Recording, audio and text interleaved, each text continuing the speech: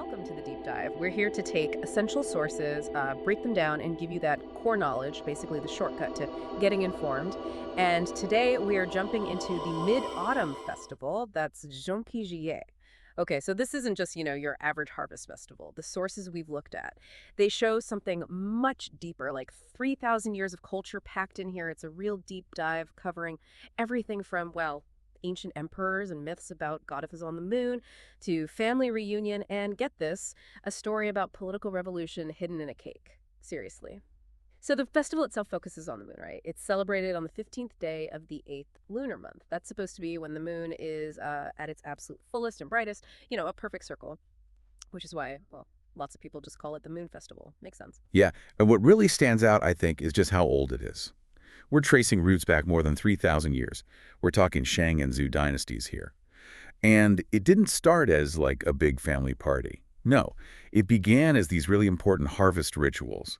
The emperors would actually worship the moon, sort of showing gratitude, hoping for a good year. So it started very top-down, almost ceremonial. Exactly. But then it spread, right? It moved beyond the imperial court. I think the sources mentioned the Tang Dynasty. That's right. The Tang, that's 618 to 907. And then it really picked up steam during the Song Dynasty, which was 960 to 1279. That's when moon viewing, Xinyu, became a big thing. Yeah. Poets, scholars, eventually regular people started doing it. Okay, so it became more popular. But to really get the sort of emotional heart of it, we need the stories, the legends about the moon itself. And the big one, the most famous, has to be Chang'e flying to the moon. She's almost the symbol of the festival for a lot of people. The story goes she drank an elixir of immortality. It was meant for her husband, Hu Yi, actually, and she just floated right up to the moon. And that's where she lives now, sometimes with the Jade Rabbit, another popular figure. Families share this story, while they're looking at the moon. It turns that bright disk into something about, well, longing, beauty, maybe separation too. Mm-hmm. And it's interesting, if you connect that mythology to the broader cultural values, change represents that sort of eternal grace, beauty, maybe a bit of melancholy. But then you have the other big legend associated with the Moon Festival, which offers a real contrast. You mean Wu Gang, the guy chopping the tree. Exactly. Wu Gang. He was exiled to the moon, and his punishment, he has to chop down this huge osmanthus tree forever. But the catch is, every time he swings his axe, the tree just magically heals itself. Yeah. So it's this endless, exhausting task he can never finish. Wow, that's bleak. It is, but what's fascinating is the symbolism. While change is about beauty and maybe longing, Wu Gang is all about persistence, endurance, that endless effort needed sometimes. So you have both these figures on the moon, the graceful goddess and the guy stuck in eternal labor.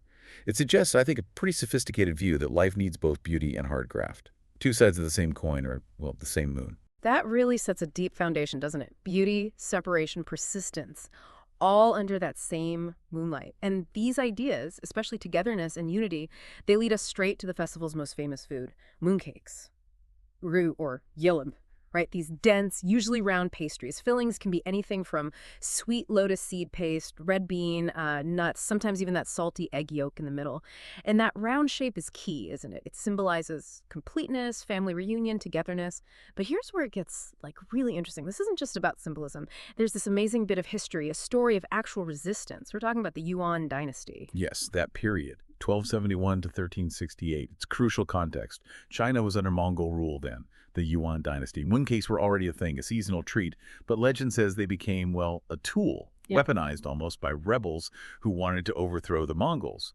So the story goes, the rebels needed a way to synchronize a massive uprising, coordinate everyone across the land without the Mongol authorities catching on. They needed something everyone would have, something seasonal, something totally normal. Okay, but wait. How did they manage that? I mean, the Mongols controlled things, right? Communication, supply lines. Wouldn't they notice if this super popular holiday treat suddenly became part of, spycraft? Well, that's supposedly the genius of it. Mooncakes were already everywhere during the festival. Exchanging them was normal, expected. So the rebels didn't invent something new. They just used what was already there, hiding in plain sight. They apparently hollowed out the cakes or baked tiny folded notes right inside the filling. And the message was simple. Rise up on the night of the Mid-Autumn Festival. Wow, so you bite into your mooncake, a gift maybe, and bam, you've got instructions for a revolution. That's incredible, using culture itself as a secret channel. Absolutely. And according to the legend, it worked. This secret communication sparked this widespread, coordinated uprising. And that uprising was a key factor in the fall of the Yuan Dynasty and the start of the Ming Dynasty, which was endless. So today, eating a mooncake isn't just about family. It also carries this historical echo of unity, resistance, even freedom. You're basically eating a story of liberation. That's quite a legacy for a pastry. It's amazing how this one festival holds both the quiet poetry of Chang'e and this explosive political history. Okay, let's shift gears a bit. How do these traditions play out today? How do families actually celebrate? Well, the core customs are still very much alive. First off, there's moon gazing, Zhōngqiū. Families gather outside, maybe on a balcony, maybe in a park, just to look at the full moon. It still has that power, symbolizing unity. Like, even if family members are far apart, they know they're looking at the same moon at the same time. And it's not just passive gazing, is it? It's a deliberate act, a pause, often accompanied by other traditions like the lantern displays you mentioned earlier, donglong. People carry them or hang them up. They're often very colorful, creating this really vibrant, festive atmosphere. Right, brightens everything up. And we shouldn't forget the really ancient part, the offerings. Tying back to those Shang and Zhou emperors, families might still put out fruit, cakes, maybe incense under the moon. It's a way of showing thanks, gratitude for the harvest, for the year. Yeah, and connecting this to the bigger picture today, the festival's relevance is huge. It's a major public holiday in mainland China, obviously, but it goes way beyond that. It's huge for the Chinese diaspora globally. Like Taiwan, Hong Kong, Singapore, communities everywhere. It's a really important anchor for cultural identity. And its function, I think, in our modern, super fast world is maybe more important than ever. For busy families, it's this built-in pause, a time specifically set aside to reconnect, to be together away from the daily grind.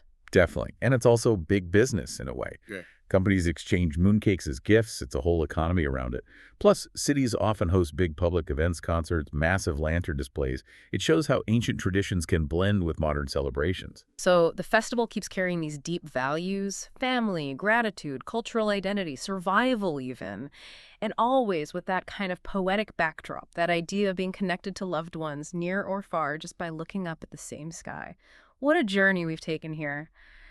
From ancient imperial moon worship and these contrasting myths, the goddess and the tireless woodcutter, all the way to, well, a pastry playing a key role in a political revolution. Incredible stuff. It really is. And it sort of leaves us with a thought, doesn't it? For you listening, we see how this tradition, looking at a shared sky, connects people across huge distances. So maybe the question is, in our own lives, which are often so fast-paced, how can we use rituals like this, even something as simple as pausing, to actually look at the moon, to consciously slow down, to cultivate a bit of gratitude, connect not just with people we care about now, but maybe even with that longer thread of history itself, something to think about. Definitely something to ponder next time you see that full moon. Thanks for joining us on this deep dive into Zhōngqiū, the Moon Festival, and for learning about the surprising revolutionary power of the mooncake back in the Yuan Dynasty.